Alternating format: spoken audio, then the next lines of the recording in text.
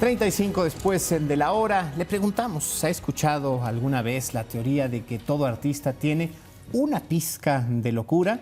Bueno, pues hoy vamos a hablar seriamente del tema, despojándonos de cualquier, vamos a decirlo así, etiqueta negativa a las condiciones mentales. ¿Qué cierto hay de esta hipótesis? ¿Qué cierto hay también de ciertas condiciones que, pues, quizás podrían favorecer la creatividad, la genialidad? Con mucho gusto recibimos en este estudio al doctor Mario de la Piedra Walter, quien es neurólogo, especialista en neurociencia, divulgador a nivel científico y autor de un libro, Mentes Geniales, del que vamos a platicar en esta entrevista. Bienvenido. ¿Cómo estás, Mario? ¿Cómo estás, Mario? Muchísimas gracias. Es un placer estar aquí y poderles platicar un poco sobre mis investigaciones, el cerebro de estos grandes artistas y la relación tal vez con las enfermedades mentales, ¿no? Qué fascinación. Creo que pocas veces nos detenemos a pensar qué de diferente o qué de similitudes podemos tener con el cerebro de un genio. ¿Qué es lo que has encontrado y qué es lo que abordas en este libro, que además lo haces de una manera extraordinaria, ligando el arte con la neurociencia? Muchas gracias. Yo lo que intento es explorar un poco cómo ciertas enfermedades mentales o condiciones neurológicas, no siempre enfermedades, cambiaron la forma de percibir la realidad de ciertos artistas y cómo esto alteró su obra. Pero cuando hablo sobre el cerebro de los artistas, pues hablo también sobre nuestro cerebro, ¿no? Cómo percibimos la música, cómo percibimos el lenguaje, cómo percibimos los colores. Y hay relaciones muy interesantes. Por ejemplo, Dostoyevsky, él tenía epilepsia y esto le causaba tener como momentos de sublimidad en donde él decía que veía a Dios, porque era una epilepsia que se daba en una región del cerebro muy específica, y esto lo movió en su arte. Y lo mismo con Frida Kahlo y el estrés postraumático, con Kandinsky, que él podía ver la música. Entonces voy trabajando distintos artistas y es un poco para que las personas sepan cómo opera el cerebro. Pero es muy interesante porque, por ejemplo, algunas condiciones que habían sido vistas como negativas tienen algo de particular. Andy Warhol podría haber sido un hombre que vivía dentro del espectro autista, ¿no? Inentendido en aquellos tiempos, ni siquiera se sabía si acaso, si alguien era medianamente bien diagnosticado, lo metían en la etiqueta del autismo, ¿no? Hoy sabemos que es todo un espectro y sabemos que es una condición, no una enfermedad, y que tiene una particularidad, en su caso, de disrupción, de creatividad. ¿De qué? Es correcto. En el libro apunto en que es importante reconocer cuando algo es una enfermedad o un trastorno, porque finalmente causa dolor, sufrimiento, alienamiento, entonces hay que tratarlo. Pero todos nosotros tenemos pues rasgos de la personalidad, ¿no? Y nos peleamos un poco contra la idea de cerebros normales. Todos caemos en algún punto de este espectro, y el espectro autista pues sí es un problema del neurodesarrollo, se le conoce, pero no es una enfermedad como tal. Depende mucho del contexto social. Son individuos que tienen formas de procesar la realidad diferente. La realidad puede ser demasiado caótica y por eso se resguardan un poco en la repetición, en la rutina, y es lo que hace Warhol, como tú bien dices. Empieza a hacer como estas obras repetitivas de su sopa favorita, y finalmente sí, creo que es la grandeza de estos artistas que usan estas condiciones como obra, como material para hacer su arte. Un cerebro normal, como le llamaste, me imagino sano, sin alguna condición, ¿puede desarrollar también este lado creativo? Sí, cuando hablo del cerebro de los artistas, hablo del cerebro de todos nosotros. La creatividad es una condición humana, y esto lo podemos ver desde hace 50,000 años, cuando los primeros hombres estaban dibujando en Altamira, ¿no? Estas pinturas rupestres, hasta hoy en día. Yo creo que el cerebro tiene algo que se llama neuroplasticidad, es esta capacidad de crear nuevas conexiones, y esto lo seguimos manteniendo si nos mantenemos curiosos, aprendiendo cosas nuevas, y es así como vamos a llegar a nuevas ideas. Ahora, han llegado nuevas cosas, tú tocas la inteligencia artificial en tu libro. ¿Cómo tendríamos los seres humanos que voltearla a ver y responder a ella? Sí, es un poco difícil el tema de la inteligencia artificial porque uno, apenas estamos aprendiendo cuáles son las consecuencias y dos, hay muchas resistencias. Yo invito a verlo como una herramienta, ¿no? Al final depende de quién la está utilizando. Así como Albert Einstein nos dio E es igual a mc al cuadrado hace casi 70 años y eso se traduce o bomba atómica o energía para todo el mundo. Pasa lo mismo con la inteligencia artificial. Fentanilo, un medicamento o una droga. O una ¿no? droga, exactamente, es justamente lo mismo. Entonces, yo creo que nos va a ayudar a explorar otras áreas, como la fotografía liberó al arte de esta necesidad de retratar la realidad y ya empezamos con otros movimientos, expresionismo, impresionismo. Lo mismo va a pasar con la inteligencia artificial.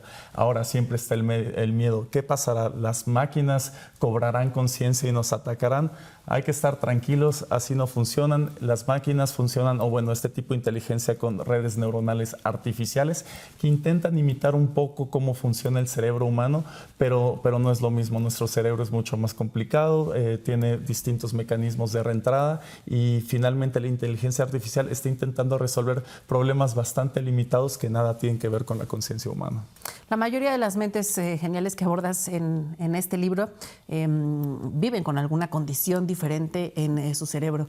¿Cómo hacerle para no romantizar el tema de la salud mental, de la atención de la salud mental y no verlo como, es que soy muy creativo porque tengo una enfermedad mental? También hay que manejarlo con responsabilidad. Por supuesto, qué bueno que tocas este punto. Yo creo que la idea del genio atormentado, del artista que tiene que sufrir para hacer su arte, ha estado en la humanidad desde siempre, ¿no? Aristóteles decía, no hay mente grandiosa sin algo de locura, y no tiene por qué ser así. Al final, los trastornos mentales son muy comunes. Una de cada 8 personas tiene un trastorno mental.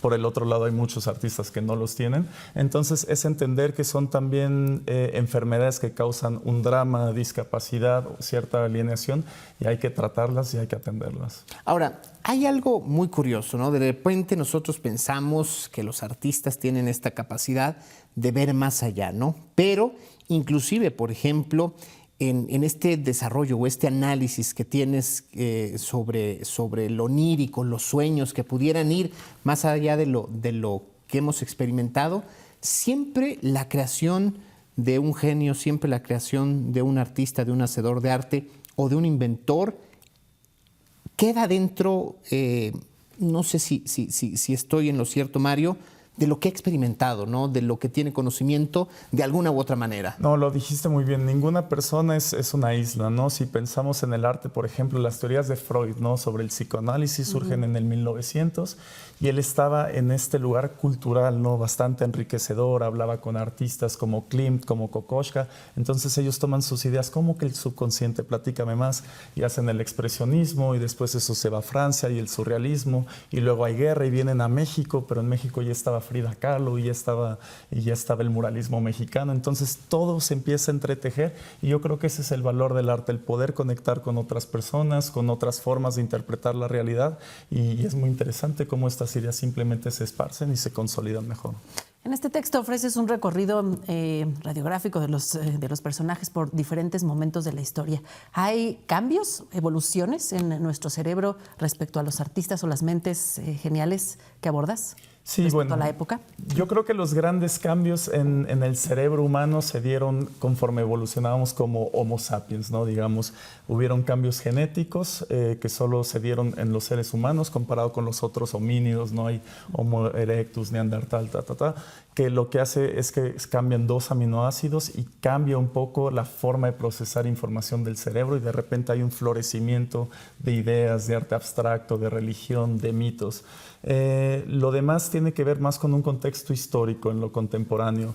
Conforme se resuelve una cosa, surgen nuevas problemáticas, se intentan resolver otras cosas y por eso tenemos esta explosión de movimientos, expresionismo, arte abstracto.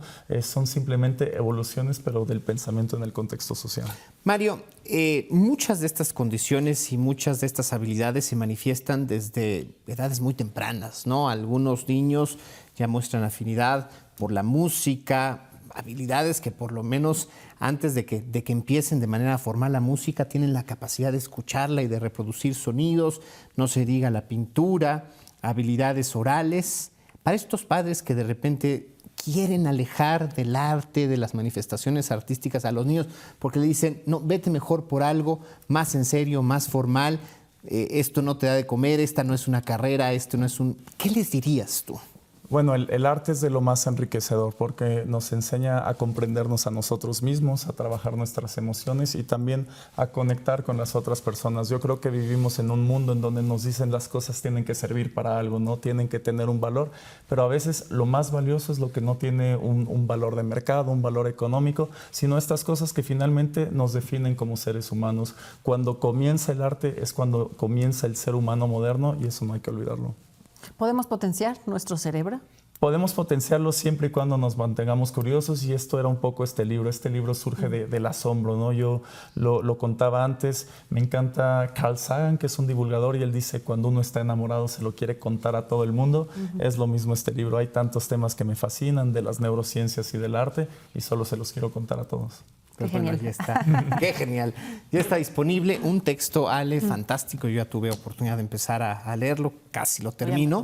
Pero además de una agilidad, le he aplaudido yo a Mario. Esto él me dice, pues bueno, me inspiré precisamente en divulgadores de la ciencia y del conocimiento como Carl Sagan, pero uno ni siquiera se da cuenta que está leyendo de medicina.